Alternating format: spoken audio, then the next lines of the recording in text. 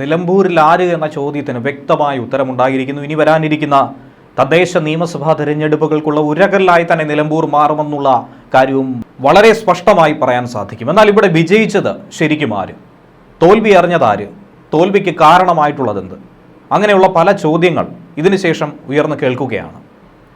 ഒരു നിയമസഭാ കാലയളവിലെ 2 മത്സരങ്ങളും തോറ്റ ശേഷം, എന്തിനേറെ പറയുന്നു, സ്വന്തം നാട്ടിൽ മത്സരം നടത്തിയിട്ട് പോലും മികച്ച വിജയം നേടാമെന്ന് പ്രതീക്ഷയർപ്പിച്ചിട്ട് പോലും കനത്ത തോൽവിയാണ് CPM-ന്റെ യുവ സഖാവിന് നേരിടേണ്ടി വന്നത്. സംസ്ഥാനത്തെ ഇടതുപക്ഷ പ്രസ്ഥാനത്തിൻ്റെ തന്നെ ഏറ്റവും മുഖമുദ്രയുള്ള വാക്ചാതുര്യത്തിലും അതുപോലെ തന്നെ ചാനൽ ചർച്ചകളിലുമൊക്കെ തന്നെ കത്തിക്കയറുന്ന പിന്തുണയുള്ള CPM-നുള്ളിൽ പിന്തുണയുള്ള ഒരു വ്യക്തി കൂടിയാണ്, അണികൾക്കിടയിൽ സ്വീകാര്യനായ വ്യക്തി കൂടിയാണ് M സ്വരാജ്. എന്നിട്ട് പോലും തൻ്റെ മണ്ഡലമായ പോത്തുകലിലടക്കം ഒരിടത്ത് പോലും ഒന്ന് കുതിച്ചുയരാനായി സാധിച്ചിട്ടില്ല. ആകെ എണ്ണിത്തീരുമ്പോൾ കരുളായിൽ മാത്രമാണ് പേരിന് വേണ്ടി മാത്രം ചെറിയ തോതിലെങ്കിലും ഒന്ന് ഉയർന്നു നിൽക്കാൻ കഴിയുന്നത്.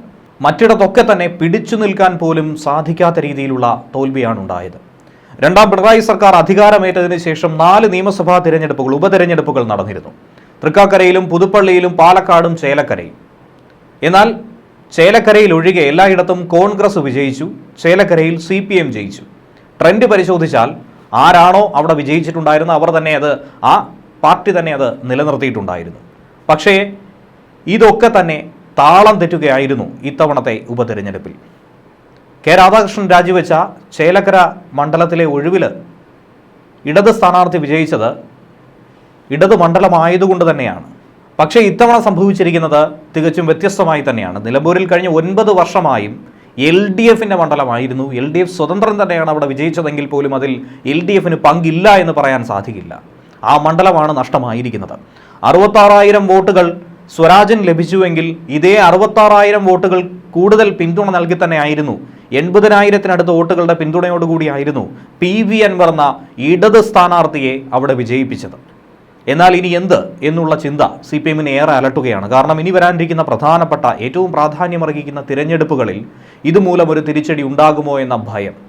ഉപതെരഞ്ഞെടുപ്പിൽ 11,077 വോട്ടുകൾ കാര്യാടൻ ഷൗക്കത്ത് മിന്നും വിജയം തന്നെയാണ് അവിടെ കാഴ്ചവെച്ചത്. 2016-ന് ശേഷം ഇതാദ്യമായി മണ്ഡലത്തിൽ UDF ജയിച്ചു. മണ്ഡല രൂപീകരണത്തിൻ്റെ 6ാം പതിറ്റാണ്ട് പിന്നിടുന്ന വർഷം നിലമ്പൂരിൽ തന്നെ ഇങ്ങനെ ഒരു നേട്ടം സ്വന്തമാക്കാൻ ആര്യാടൻ്റെ മകൻ ഷൗക്കത്തിന് സാധിച്ചു. PV അൻവർ രാജിവെച്ചൊഴിഞ്ഞ ഒഴിവിലേക്ക് നടന്ന ഈ ഉപതെരഞ്ഞെടുപ്പിൽ വീണ്ടും നിയമസഭയിലേക്ക് കാലെടുത്ത് വയ്ക്കാനായി ആര്യാടൻ കുടുംബത്തിന് സാധിച്ചിരിക്കുന്നു. നിലമ്പൂരിനെ തന്നെ ഏറ്റവും അധികം ചരിത്രത്തിൽ തന്നെ രേഖപ്പെടുത്താവുന്ന കാലഘട്ടത്തോളം ജനപ്രതിയായിരുന്ന ആര്യാടൻ മുഹമ്മദിൻ്റെ മകൻ തന്നെ 2ാം മത്സരത്തിൽ ആദ്യം പരാജയം രുചിച്ചുവെങ്കിലും അതിൻ്റെ പാളിച്ചയൊക്കെ തന്നെ പരിഹരിച്ച് 2ാമത്തെ മത്സരത്തിൽ മിന്നും ജയം തന്നെ സ്വന്തമാക്കിയിരിക്കുന്നു. തൻ്റെ പിതാവ് കഴിഞ്ഞ ഏറ്റവും ഒടുവിൽ നേടിയ ഭൂരിപക്ഷത്തിൻ്റെ ഇരട്ടിയോളം നേടാൻ ഇത്തവണ സാധിച്ചിരിക്കുന്നു.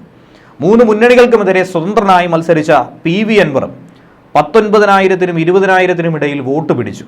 NDA സ്ഥാനാർത്ഥി മോഹൻ ജോർജും 4ാം സ്ഥാനത്തായെങ്കിൽ പോലും BJPക്ക് പരിക്കൊന്നും തന്നെയില്ലാതെ കഴിഞ്ഞ തവണ നേടിയ വോട്ട് അതുപോലെ തന്നെ നിലനിർത്തി. പോരാത്തതിന് 100-ലധികം വോട്ടുകൾ കൂടുതലായും സമാഹരിക്കാൻ കഴിഞ്ഞു. ക്ഷേമ പെൻഷനും അതുപോലെ പിണറായി സർക്കാരിന്റെ വികസന പദ്ധതികളും ചൂണ്ടിക്കാട്ടി വോട്ട് പിടിച്ചാണ് ഇടതു പ്രചാരണം നിലമ്പൂരുണ്ടായത്. എന്നാൽ സർക്കാരിനെതിരായ വികാരം ആളിക്കത്തിച്ച് UDF വോട്ട് തേടി.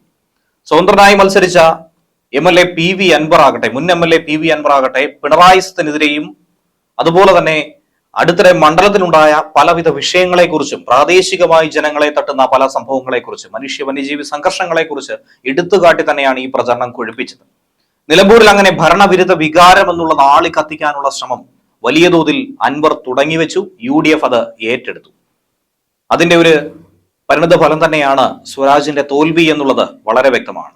എന്നാൽ വ്യക്തിപരമായി പരിശോധിച്ചാൽ, രാഷ്ട്രീയ ജീവിതം പരിശോധിക്കുകയാണെങ്കിൽ സ്വരാജിനെ സംബന്ധിച്ച് ഇതൊരു കനത്ത അടി തന്നെയാണ്.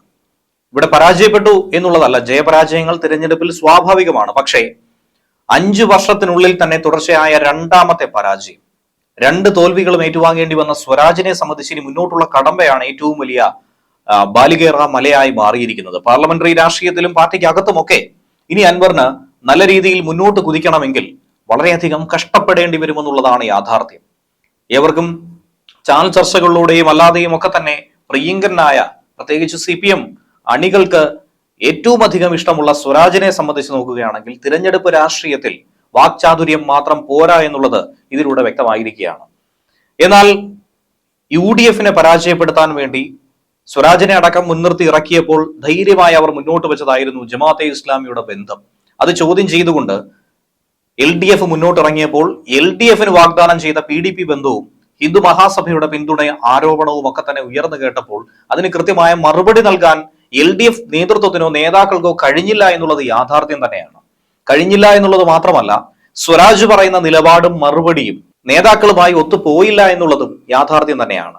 CPM സംസ്ഥാന സെക്രട്ടറി MV ഗോവിന്ദൻ തന്നെയാണ് ഇതിനകത്ത് ഏറ്റവും വലിയൊരു ബോംബ് പൊട്ടിച്ചത്.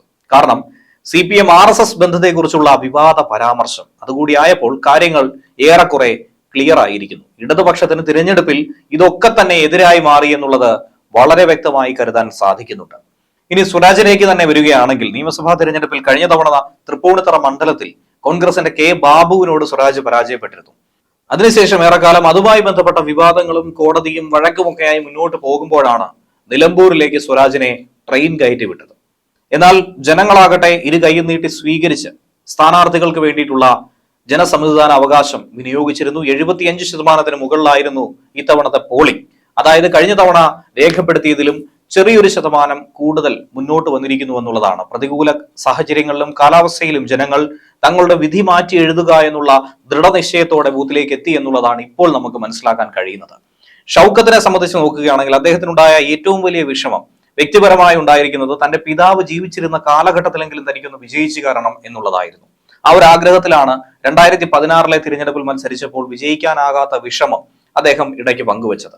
ഇടത് സ്വതന്ത്രനായി മത്സരിച്ച PV അൻവറിനോട് അന്ന് 11,504 വോട്ടുകൾക്ക് ഷൗക്കത്തിന് പരാജയം ഏറ്റുവാങ്ങേണ്ടി വന്നു. പക്ഷെ ഇത്തവണ ആകട്ടെ 11,417 വോട്ടുകൾക്ക് അതിൽ നിന്നും മുന്നിട്ട് നിൽക്കാൻ വേണ്ടിയിട്ടുള്ള കനത്തൊരു ശ്രമം തന്നെയാണ് ഇത്തവണ കാഴ്ചവെച്ചിട്ടുണ്ടായിരുന്നത്. എന്നിരുന്നാലും അതിന്റെ തൊട്ടടുത്തെത്തി എന്നുള്ള ആശ്വാസം ഷൗക്കത്തിനുണ്ടായിരിക്കുന്നു. മിന്നും ജയം തന്നെയാണ് ഇത്തവണ സംഭവിച്ചിരിക്കുന്നത്. പക്ഷേ അത് കാണാൻ തന്റെ പിതാവില്ല എന്ന ദുഃഖമടക്കം അദ്ദേഹത്തിന്റെ വാക്കുകളിലൂടെ അടക്കം പുറത്തു വന്നിരുന്നു.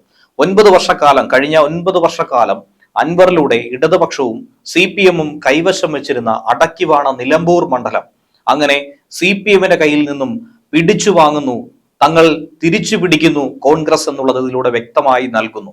എന്തിനേറെ പറയുന്നു, CPM സംസ്ഥാന സമിതി അംഗം തന്നെ സ്ഥാനാർത്ഥിയായി അവിടെ എത്തിയിട്ട് പോലും അൻവറിന് മുന്നിൽ പിടിച്ചു നിൽക്കാൻ കഴിഞ്ഞിട്ടില്ല എന്നുള്ള രീതിയിലേക്ക് നരേറ്റീവ് മാറിയിരിക്കുന്നു എന്നുള്ളതാണ് CPM സംബന്ധിച്ച് ഏറ്റവും നാണക്കേടുണ്ടാക്കുന്നത്. മുഖ്യമന്ത്രി പിണറായി വിജയൻ ഒരു നിമിഷം പോലും ഇനി ആ സ്ഥാനത്തിരിക്കാൻ യോഗ്യനല്ല എന്നാണ് UDF മുതിർന്ന നേതാവ് രമേശ് ചെന്നിത്തല അടക്കം പറയുന്നത്. നിലമ്പൂരിൽ ഉജ്ജ്വല വിജയം നൽകിയ ജനങ്ങൾക്ക് നന്ദി പറഞ്ഞുകൊണ്ടാണ് ഭരണവിരുദ്ധ വികാരം ആളിക്കത്തി എന്നുള്ളതിന്റെ വ്യക്തമായ തെളിവായി ഈ തിരഞ്ഞെടുപ്പിനെ അദ്ദേഹം എടുത്തു കാട്ടുന്നത്. ഭരണത്തിനെതിരെയുള്ള അതിശക്തമായ ജനവികാരം അത് നേരിട്ട് കാണാൻ കേരള ജനതയ്ക്ക് സാധിച്ചു. ഒരു കാവൽ മന്ത്രിസഭയായി പിണറായി മന്ത്രിസഭ മാറിക്കൊണ്ടിരിക്കുന്നു. ഫൈനൽ മത്സരത്തിലും ജയിക്കുന്നത് മറ്റാരുമല്ല, അത് നമ്മൾ തന്നെ ആയിരിക്കുമെന്ന കൃത്യമായ സൂചന നൽകുന്നു. ഇനി PV അൻവർ ആകട്ടെ അവിടെ ഒരു ഫാക്ടർ ആയിട്ടില്ല എന്ന് ആവുന്നില്ല. കാരണം PV അൻവർ ഒരു ഫാക്ടർ തന്നെയാണ്. അൻവറിനെ ഇനി വരും ദിവസങ്ങളിൽ അൻവറിനെ UDF പാളയത്തിലേക്ക് എത്തിക്കാനായിട്ടുള്ള എല്ലാവിധ ശ്രമങ്ങളും ചർച്ചയും ഒരു ഭാഗത്ത് നടക്കുമെന്നതിലും സംശയമൊന്നും തന്നെയില്ല.